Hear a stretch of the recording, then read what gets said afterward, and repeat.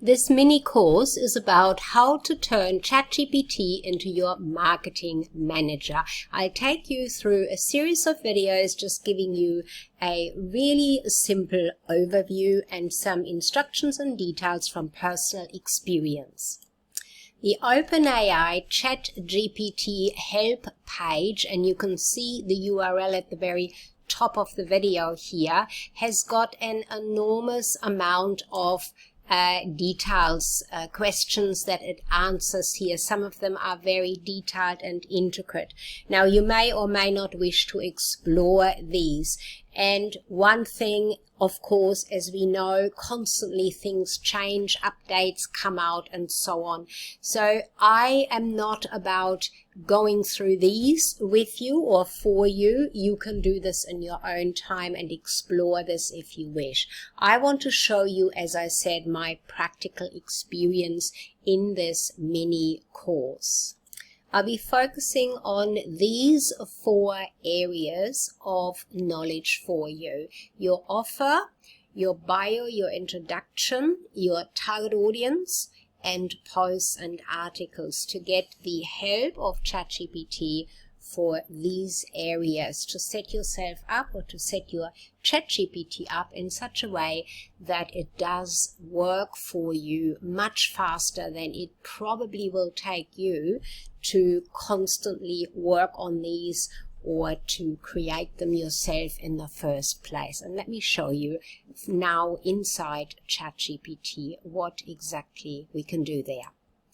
There are 2 main sections in ChatGPT. You can create a GPT, you can create your own GPT in there, and this goes for both at this point in time of creating this mini course, whether you have a paid or a free account. You have these features, however, in a free one, your features will be more limited than in a paid one. So you can create your GPT, and there is a description page available. I will put this link somewhere for you, and you can read this. What I found, though, is while they are describing these things reasonably detailed, until you practically use this yourself, you don't really understand or know how to operate this. I'm not at all saying that you can't understand instructions or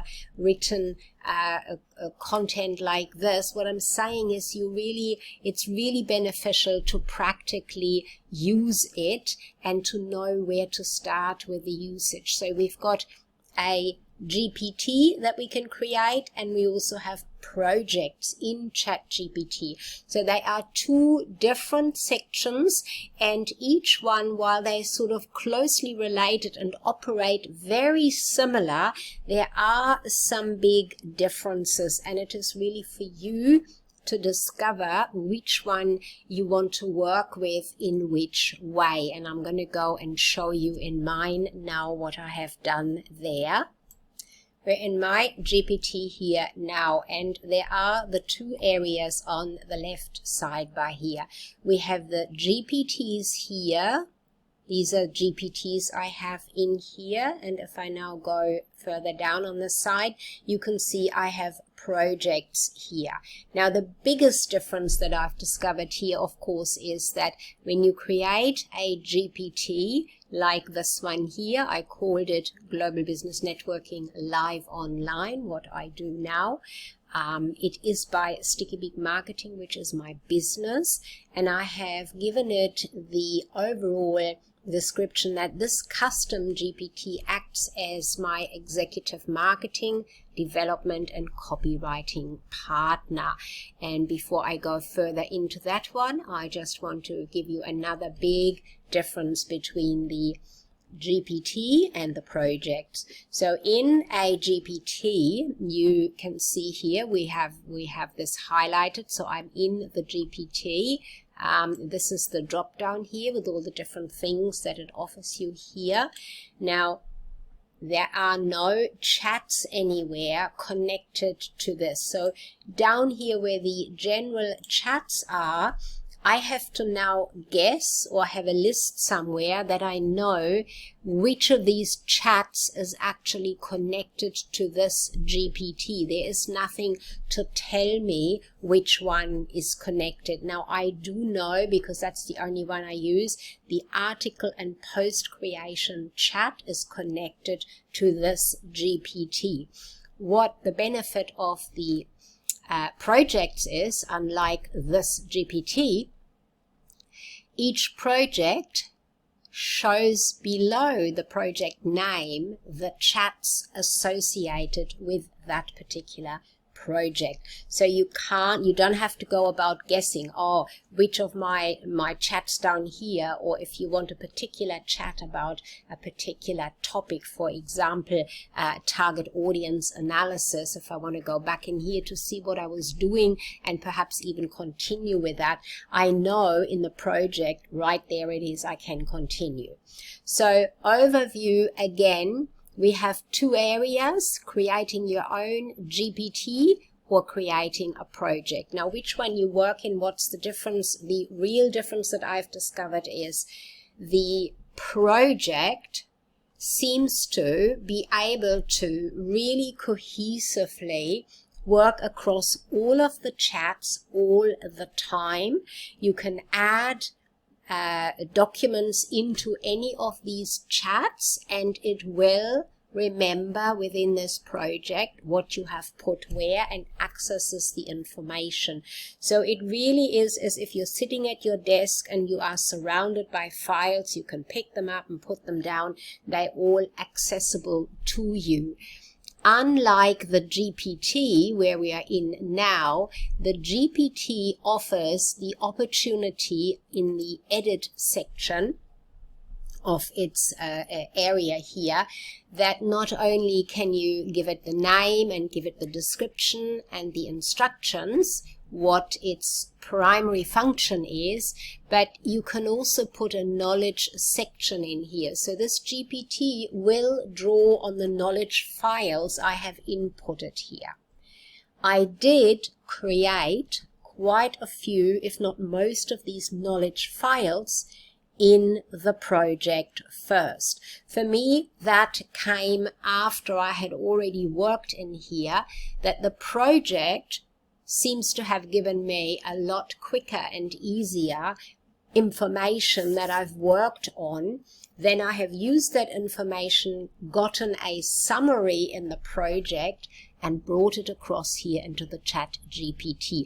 Now there are finer details here, but for the purpose of this mini course and what I'm showing you here, this is the most relevant, that you have knowledge files that are sitting in the ChatGPT that you can access and that the GPT is accessing. So when you are, for example, using the GPT to write articles, to create content for you, you can yourself refer back to any of these files. If I want to write something very specific about the target audience or my target client, then I can say inside the GPT and the particular chat that I'm using, which, as I showed you, is the article writing one. Let's just wait for this to go back here. So for this GPT, I've used this chat all the time. So I can go in here and give it the instruction, please draw on the knowledge file, make sure you pick up on the target audience and write specifically for them. So that's how I'm using this particular GPT. Now, in regards to getting started and talking about our first point, which is about, let's just jump back, it's about your offer. Let's go back into here.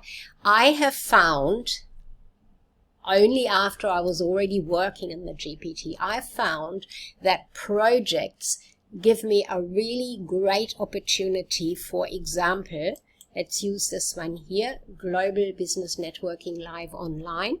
So in here, I have worked on 3 chats. They are sitting underneath it here. So I always know these are the chats directly associated with this particular project. So I've created, first of all, a membership model for the networking membership, I have dug into my target audience, and then I've created what my membership promise is. So what I'm suggesting is a really great way to explore. Go into creating a new project, and yes, you can get these lovely colored icons here as you create a project, and you can also upload these images up here for your GPTs if that is something you'd like to do, because it does really separate and easily viewable, give you what you have there, for example. So working within a project for yourself, for whatever area of your business you want to work on, work out your offer exactly. With the help of GPT, it does put it into really well-worded structures. Yes, you might be really great at wording things, but this does it much, much faster. All you need to do is make sure every time you create a chat, don't make maybe too many, but as you create them, input the information here. So when I had this target audience one, for example, I have popped, as you can see here, a target client document I already had beforehand, but I found that this project really helped create it in detail very quickly to go further. So what I'm suggesting is get started on this, explore it, and use projects for creating your offer, what you want to do. So if you've got several segments to your business, start with one, and really in the ChatGPT, in the project that you set up here, start with one topical chat and dig in. Keep asking. Tell it that if something is not the way you want it, tell it. In the way I do it is I ask question to clarify. I need to clarify, question to clarify. That's the kind of language, normal language I use to go deeper and deeper into areas. If it's not bringing out what I want, if it doesn't sound like me, if it doesn't sound right, I simply keep asking clarifying questions. And then once something is created, for example, here when I had the membership model mentioned in a way that I liked it, I then asked it, please create a knowledge file I can use to upload in my custom GPT to revert to